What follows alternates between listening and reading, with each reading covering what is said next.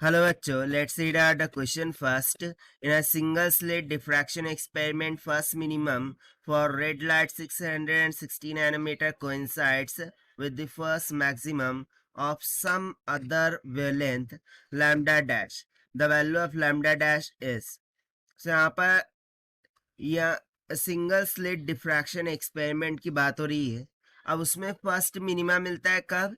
जब red light हो रही होती है, यानी कि मैं सिंपली बोल देता हूँ कि रेड लाइट के लिए lambda R is equal to में दे रखा है 660 नैनोमीटर के बराबर।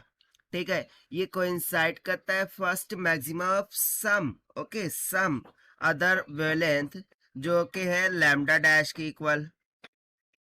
सो यहाँ पर हमें लैम्डा डैश का मान पता करना है। तो चलिए स्टार्ट करते हैं सोल्यूशन से।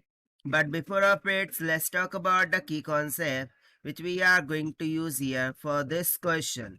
सो यहाँ पर मिनिमा का जो कॉन्सेप्ट होता है वो हम लगाएंगे कि मिनिमा कब अकर होता है। मिनिमा की अकरिंग कंडीशन होती है d sine of theta is equals to n lambda. ठीक है ना, मिनिमा कब अकर होता है d sine theta is equals to n lambda, path difference. D sine theta क्या होता है? Path difference. सो जैसे कि यहाँ पर फर्स्ट मिनिमा के लिए बात हो रही है, सो फर्स्ट मिनिमा के लिए क्या हो जाएगा? D sine of theta will be equals to lambda, क्योंकि एन का मान यहाँ पर क्या हो जाएगा? 1 के बराबर। इतना क्लियर हो रखा है। नाउ सी, ये कोइंसाइड कर रहा है with others maxima, first maxima. So देखिए इस तरीके से यदि स्क्रीन होगी, लेट सपोज कि यहाँ पर मिनिमा बन रहा है तो फिर मैक्सिमा बन रहा होगा, मिनिमा बन रहा होगा, मैक्सिमा बन रहा होगा।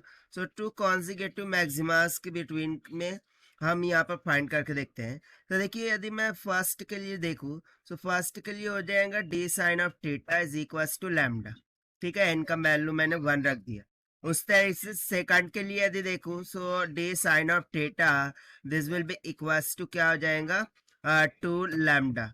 सो इन दोनों को यदि मैं ऐड कर दूं, ठीक है, सो मुझे क्या मिल जाएगा? 2d sine of theta. सो यहाँ पर अब इस कंडीशन में ये दोनों को हम ऐड कर रहे हैं, सो जो न्यू क्वांटिटी आएंगी उसके लिए हम थीटा डैश बोल देते हैं कि 2d sine of theta dash this will be equals to 3 lambda dash के बराबर। ठीक है, सो यहाँ से देखिए ये जो साइन ऑफ थीटा डैश है this will be equals to the 3 lambda dash divided by क्या हो जाएगा? ट्वाइस ऑफ डी के बराबर। इतना क्लियर है। अब वहीं पर यहाँ पर सिंगल मिनिमा के लिए, ठीक है, ये तो मैक्सिमा के लिए कंडीशन आ गई। मिनिमा की तरफ से यदि मैं कैलकुलेट करूँ तो यहाँ से मुझे साइन ऑफ थीटा का मान कितना निकल के आएगा? Sine of theta this will be equals to lambda by d के। ना अकॉर्डिंग टू क्वेश्चन ये दोनों क्या हो रहे हैं? कोइंसाइड हो रहे हैं, यानी कि मुझे क्या करना होगा? साइन ऑफ थीटा को इक्वेट करना होगा साइन ऑफ थीटा डैश से। ठीक है ना, क्योंकि दोनों क्या हो रहे हैं? कोइंसाइड हो रहे हैं। सो यहाँ से सिंपली हमें क्या मिल जाएगा? साइन ऑफ थीटा वो कितना है? Lambda of R divided by d, क्योंकि लैम्डा किसके लिए है? रेड लाइट के लिए, तो इसको हम लैम्डा आर बोल देंगे। So this is equals to sine theta dash कितना है? 3 lambda dash divided by twice of d के। सो डी से डी कैंसल, मुझे लैम्डा डैश का मान कितना मिल जाएगा? This will come out to be 2 lambda R divided by 3 के बराबर। अब हम वैल्यू सब्स्टिट्यूट करते हैं, that is 2 into lambda R, वो कितना दे रखा था? 660 नैनोमीटर के बराबर, डिवाइडेड बाय 3 कर देते हैं। सो 3 2 जा 6, 3 2 जा 6, 2 मल्टीप्लाई बाय 2 विल बी 4, यानी कि जो लैम्डा डैश है वो 440 नैनोमीटर के बराबर आएगा। बट यहाँ पर एंगस्ट्रॉम में दिया है, सो उसको हम कर लेंगे 4400 एंगस्ट्रॉम के इक्वल।